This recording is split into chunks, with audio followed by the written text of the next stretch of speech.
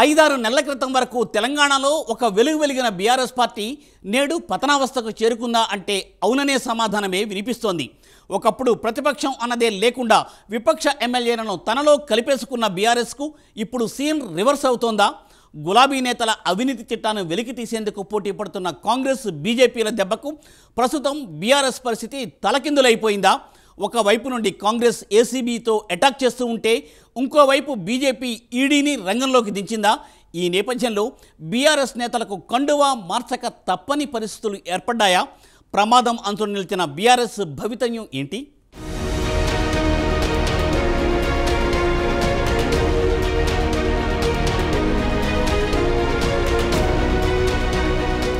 BRS పరిస్థితి అగమ్యగోచరంగా తయారైంది. Assembly ఎన్నికల్లో ఓడిన నాటి నుంచి ఆ పార్టీ క్రమంగా బలహీనపడుతూ కనుమరుగయ్యే స్థాయికి చేరుకుంది. ఇప్పటికే కాంగ్రెస్ ప్రభుత్వం గత ప్రభుత్వంలో జరిగిన అవకతవకలను తవ్వితీసేందుకు ఏసీబీని ప్రయోగిస్తుండగా బీజేపీ కూడా ఈడీని రంగంలోకి దించింది. దీంతో బీఆర్ఎస్ నేతలు హడలిపోతున్నారు.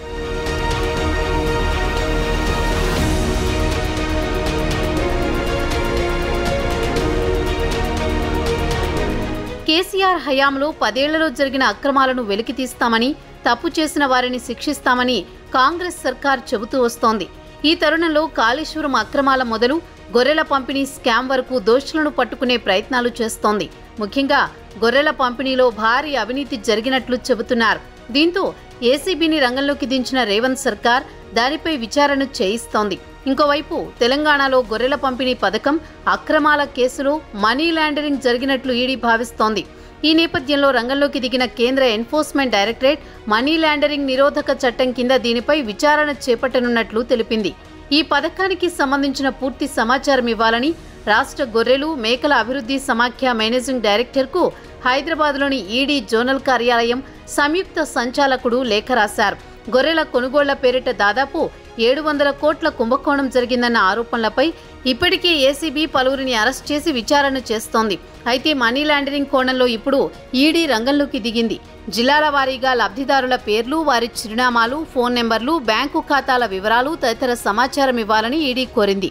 గొర్రెల కొనుగోళ్ల కోసం సమాఖ్య నుంచి ఏ జిల్లాల అధికారుల ఖాతాల్లో నిధులు జమ చేశారో వారి వివరాలు, ఆయా బ్యాంకు ఖాతాల సమాచారం, లబ్ధిదారుల వాటాగా జమ చేసిన నిధులు ఏ ఖాతాల్లో జమ అయ్యాయి సమగ్ర వివరాలు ఇవ్వాలని ఈడీ కోరింది.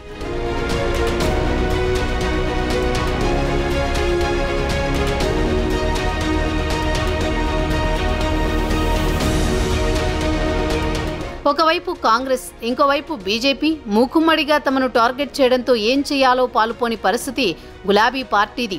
రాష్ట్రంలో బీఆర్ఎస్ను పూర్తిగా అణచివేసి రాజకీయంగా బలమైన శక్తిగా ఎదగాలని అనుకుంటుంటే బీజేపీ మాత్రం బీఆర్ఎస్ ఎమ్మెల్యేలను లాగేసుకోవాలని చూస్తున్నట్లు రాజకీయ వర్గాల్లో ప్రచారం జరుగుతోంది. ఈడీ దాడులు చేస్తున్న తరుణంలో గత ప్రభుత్వంలో అవినీతికి పాల్పడిన వారిలో టెన్షన్ మొదలైనట్లు తెలుస్తోంది. ఈ తరుణంలో వారంతా కాషాయ కండువా కప్పుకోక తప్పదన్న వాదన సర్వత్రా వినిపిస్తోంది.